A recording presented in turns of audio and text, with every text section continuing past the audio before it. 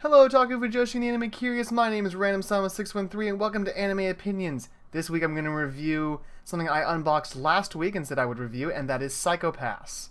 Now, Psycho-Pass is a 2012 anime done by Production IG and came from the mind of Gen Urobuchi, who has done multiple fantastic anime series and has just one of the best minds for kind of darker, more thought-provoking anime, and Psycho-Pass is no different. The basic idea behind Psycho-Pass is, I'll say that it's basically Minority Report, but it does refute that because it is within the anime itself, and it is loosely based upon that, I would presume. They live in a slightly dystopian future where there's a central system that can measure what is known as your Psycho-Pass, and it generally has to do with your mental state of mind and stuff like that, and it can tell whether a particular person is going to be a criminal or not and commit criminal acts. And there's a score known as a crime coefficient assigned to each person, and it fluctuates based upon their state of mind.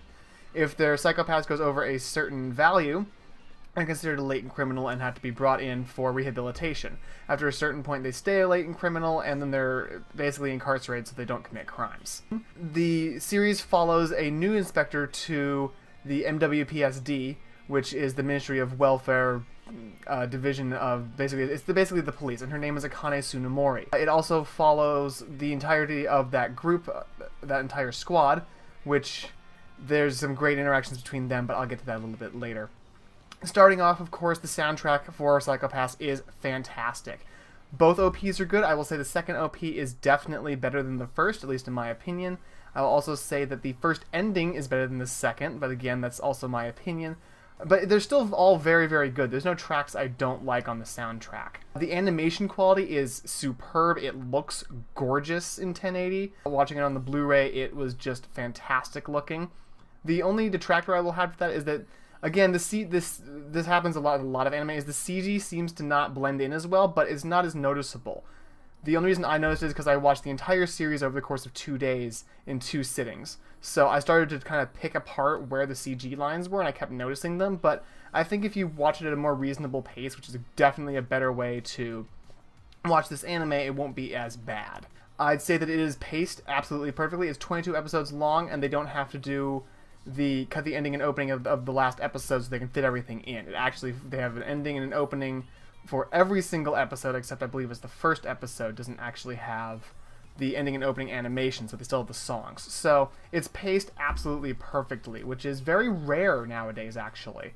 I keep finding that many anime cut the ending and opening of the final episode because they simply ran out of time. They didn't pace it correctly. It keeps you interested the entire time. Like I said, I watched it in 2 sittings, but it never felt like I was slogging through it. Like I was just forcing myself to watch it. I wanted to watch episode after episode after episode.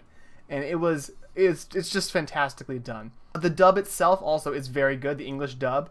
I was rather pleasantly surprised. I wasn't expecting very much, but this is probably the best Funimation dub I've heard this year of the ones I've watched. But it's definitely a good dub. It's very good. Another big thing in its favor is that the characters are all fleshed out. Every single one of them. There's a backstory for all of them. There's a great backstory for Inspector Ginoza, Akane Tsunemori's partner, basically. And he's been with the division longer. Each of the enforcers has a great backstory. Hello, talking for Joshi and the Anime Curious, Editor Random here. This is just a quick note because I forgot to mention it when I was recording initially. Enforcers are latent criminals that have a steady crime coefficient over about 120, and they work for the Ministry of Welfare basically as the hunting dogs for the inspectors, so that the inspectors' Psycho-Passes don't get cloudy and their crime coefficients don't go up.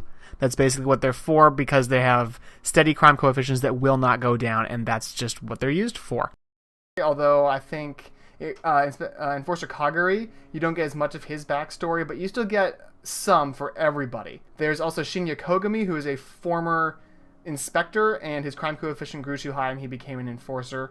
And there's an old-style detective, there's a punk rock musician, and there's their tech person who, I don't know exactly what she did. You don't get a lot of backstory for her. I think that's one of the few people you don't get backstory for. But other than that, everybody has some great backstory. They're all very believable. They're fleshed out. They have real relationships with each other. And the chemistry between them is excellent. On the other side of the coin is the villains, actually. And the villains are very well fleshed out as well. There's the mastermind behind the entire thing, and that's Shogo Makishima, and he's probably one of the best fleshed out villains I've seen in a very long time. He seems like a real person, and he's a perfect foil for Kogami and Akane and all of them, and the back and forth between them is fantastic. It's really, really great. The chemistry is fantastic. There's no other way to put it.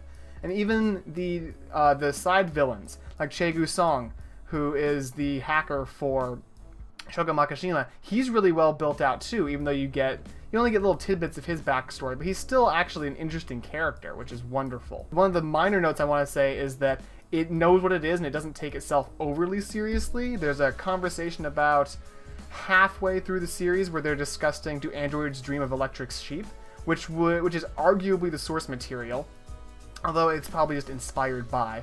And then they of course mention, oh, wasn't there a movie made about that was kind of explained that it's kind of like our future? And the main character says, well, it's not exactly our future.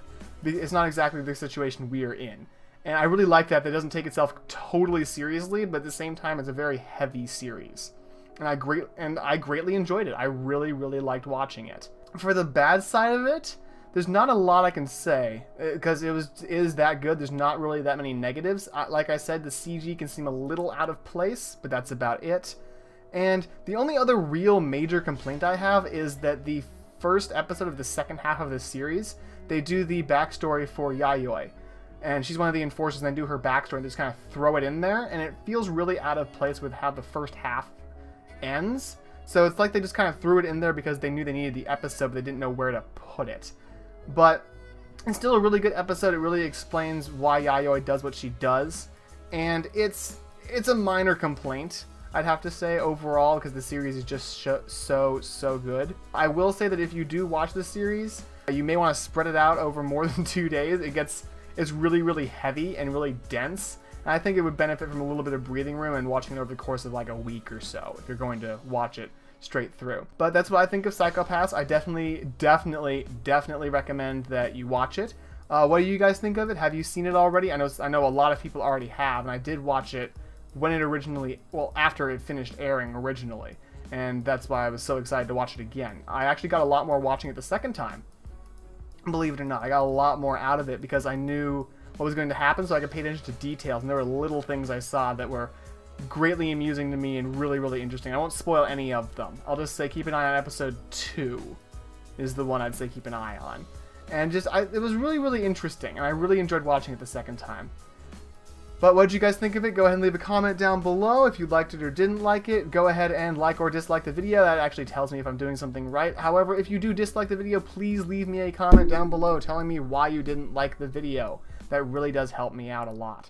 Go ahead and subscribe if you like this kind of video. I do try and release something every week on Thursday at 9 a.m. Pacific Standard Time. But until next time, I've been Random Sama 613. This has been Anime Opinions, and until then, watch more anime.